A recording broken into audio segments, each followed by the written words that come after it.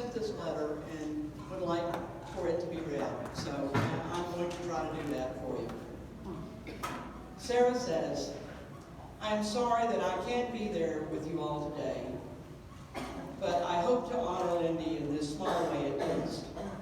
I met Lindy at a Bible study at my friend's house, taught at Deanna Bethay of Steadfast Family Farm. Lindy served on their board and was a huge advocate, which makes sense because she always loved horses, but also because many of the children served in the Steadfast programs are considered at risk. Lindy had such a big heart, and she loved this ministry so much. The late Mr. Fred Rogers once shared that in times of trouble, when the world seemed scary and overwhelming, his mother would encourage him to look for the helpers. I know that I am not the only one who remembers this story from Mr. Rogers, and I am also probably not the only one who thought of Lindy when hearing it. Lindy was a helper. For our Bible study at Steadfast Farm, we read the book Daring Greatly by author Brene Brown. The book talks a lot about courage, and I swear that Lindy could have authored her own book on the subject. Gosh, Lindy was courage personified. Never have I met someone so capable and competent in so many, many different areas. And as luck would have it, as I navigated my way through a divorce after 26 years of marriage, Lindy took me under her wing. I remember staring out at the lake one evening and wondering what it would feel like to just ever so quietly slip beneath the water's surface. The loneliness and disillusionment I felt was overwhelming. And then came Lindy. She began calling and texting to check in on me every day, took me hiking and kayaking, and read to me from her devotional. She became a light for me at a very dark time in my life. As I got to know her better, I soon began to realize that she was a light to many. Lindy may have been retired, but she absolutely loathed the idea of an unproductive day, and she always stayed very busy with church, volunteer, and charity work. Plus, I think she was still a doctor through and through, and always had a growing collection of people who served as her patients, whether we agreed to it or not. Wally and I used to laugh about it, that she came up with prescriptions for our lives and would get so irritated when we didn't follow her orders. In all fairness, Lindy was wise beyond her years, and we probably should have listened. It was one of the many things that I loved about her, how much she cared and how committed she was to making sure that her friends and family and anyone else who crossed her path were okay. Lindy seemed to live her life by that motto, give a man a fish and you feed him for a day. Teach a man to fish and you feed him for a lifetime. If she found out that I thought I needed help with a project or something for my house or car, she would show up with all her tools, often buying anything else I needed as well. And then she would try to break it down so that I could learn and be prepared to do it myself the next time. To this day, I hear her in my head when I even think about hiring a handyman or asking one of my sons to do something for me. Lindy would be appalled. As we became closer friends, we began traveling together. We went sailing in the gorgeous waters of the Chesapeake Bay with Bob and Kathy Pauling. And I somehow talked Lindy into joining me for an African safari, one that I had found on Groupon, no less.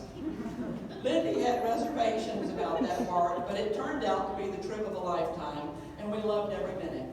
Lindy asked if we could do the add-on stay in Zimbabwe so that we could see Victoria Falls, and of course, I readily agreed. One of my favorite memories from that trip was during our stay in Zimbabwe. The economy was really struggling, and even the banks were having to close during regular business hours because there was no money. When we walked through the streets, we were followed by several different men begging for anything we might have to spare. I am very fearful in situations like that, but not Lindy. She would stop and talk with them about their circumstances and what their needs were. She was genuinely heartbroken for them.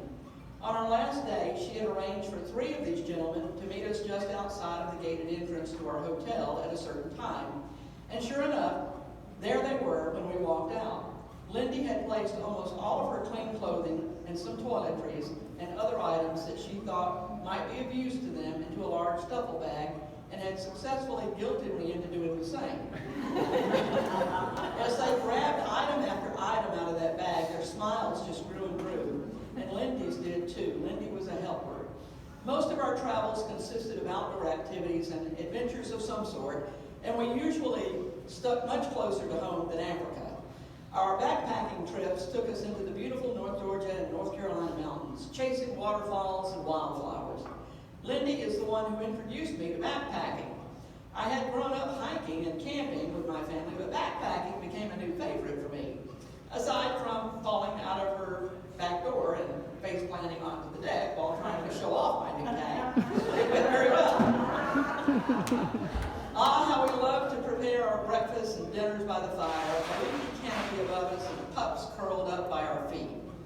I think I will miss that more than anything else, and I don't know that I'll ever backpack again. It will never be the same for me without her. Of course, if Lindy were here in person right now, she would tell you some stories about our backpacking misadventures. Like the time we were hiking in Sedona and I got lost, and then it started to get dark.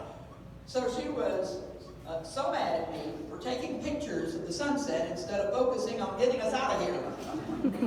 We finally did find our way under an overpass and onto the highway, and I unashamedly called an Uber driver to take us back to where our car was parked at the trailhead.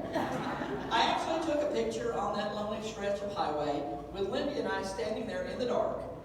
I am grinning ear to ear, and she is sticking out her tongue. Hilarious. It would not be the last time that we would have to call for rescue after getting lost. What I forgot to mention earlier when I said that I have never been brave or confident like Lindy is that I actually do appear to be very confident when I am lost. And I can't tell you how many times Lindy listened to me and actually followed as I got us more and more lost. Like hours more lost. I have no idea why I was so insistent that I could find the way. Never in the history of ever did that actually turn out well. But I do know this, even if we were loster than lost in the middle of the Nantahala National Forest or a desert in Sedona, I would give anything to be backpacking with Lindy right now. One of my friends asked me soon after Lindy's passing, "What have you learned from all this?" It was an interesting question because God had laid something on my heart that I shared with Lindy just a couple of days before her death. It was the word forgive, but in two parts. For as in prior to, and then the word give coming after. The point being that whatever the people we care about do, we are already supposed to be ready to offer grace even before they mess up. It was very meaningful to me because I had never thought of forgiveness in that way. Something that we should be prepared to offer freely no matter what. No weighing the offense or determining someone's worthiness. They are forgiven, which is as it should be, because that's exactly what God does for each of us. So even though it's not a novel idea, it is something that was impressed upon me in a new way, and I knew that I had to share it with Lindy. It is something I have had a lot of time to reflect on since she left us, and I have adapted my original thoughts a little. I was not always a good friend to Lindy, and have a lot of regrets. Basically, the should-haves and why didn't-I's and if onlys are tormenting me. And all of a sudden, one day, it occurred to me that this whole concept of forgive should definitely include our own selves. It is tough knowing that there is no going back, but I am grateful for the opportunity to share this with you, and I hope that we can all move forward from this with a beautiful mindset of love and grace. And that was my answer to my friend when she asked, what had I learned from all this?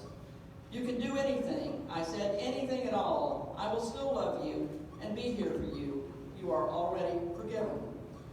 And that's how I am choosing to honor Lindy to the best of my ability from this day forward. I know she would want that for all of us. Peace.